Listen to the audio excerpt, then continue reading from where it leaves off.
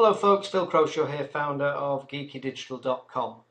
A bit of background, well 10 years ago I set out on a journey to research the main drivers behind success, and I interviewed and filmed many people from around the world talking about their success and their challenges in their working lives. And on the back of that I started to put those video clips onto a new website called expertsonline.tv, and that was the site. So as part of that interview process, I came across a guy by the name of Will Kintish. And Will is a remarkable guy, very interesting guy. And he is basically an international networking expert. He's an expert on networking and all the kind of elements that go with networking. Something that's particularly key, I would say, in this particular day and age. So in part one of this interview series with Will Kintish, Will talks about the key principles of working and some of the important mindsets required to become a great networker. So I hope you enjoy it. Here we go. Thank you.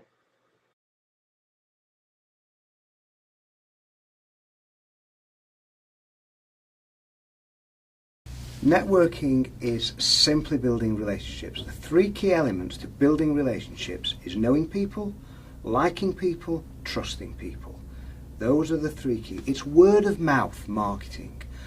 The whole world today is buzzing with marketing messages, and the strongest message you can get is from you across to your prospects and your clients as to what you're all about. But it's all about building relationships. What it isn't is selling. Networking is the platform for creating the opportunity to sell at a later stage.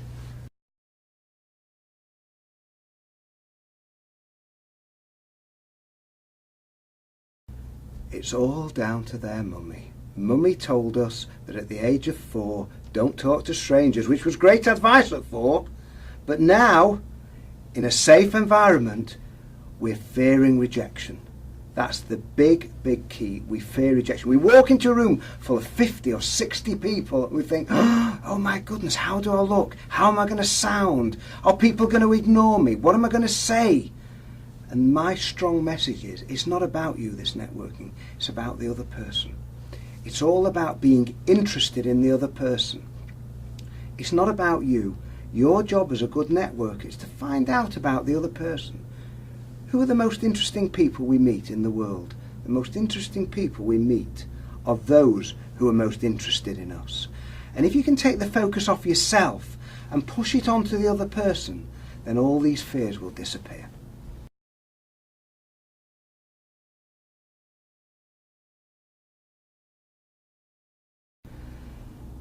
If they stop worrying about this personal rejection stuff, it's business.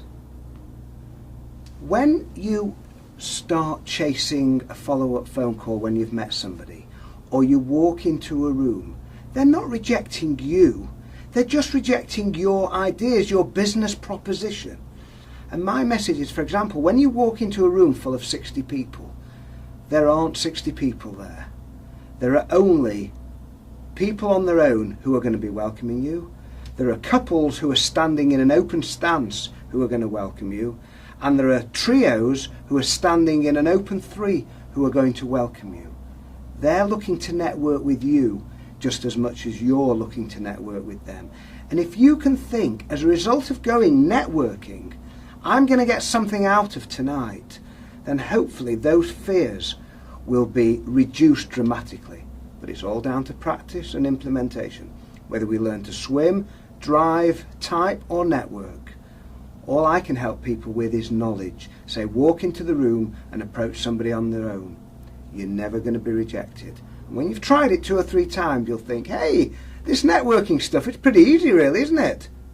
And you know what? You'll find you actually want to go out networking.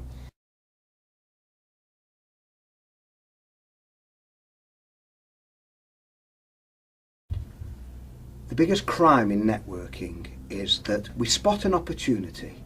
So take the accountant who says to somebody, so who's your accountant? How do you find him? Well, he's okay, or he's not very good. The accountant then should say, Well, how would you feel if I give you a ring next week to find out more about your business? Not to sell you anything, but to find out more about your business. And then swap business cards and ask permission. Ask permission to make the follow-up call, and then agree to make the call on a particular day. Then off you go to the bar, and then don't forget to make the call. The key is persistency. Number one, if we ask permission to keep in touch all the way through the process. Or number two, we offer the escape route by saying, look, if you don't think you can use my services, simply say. Then that way you're persisting, but nobody will ever accuse you of being a pest. Persistency is the absolute key to networking. I don't believe they think that they have a product or a service that is valuable to the other person. If you start thinking about this whole selling business, and at the end of the day, the only thing you should be selling in networking is yourself. If you think, by somebody buying my product or service, I am able to help that other person, then you have a completely different mindset.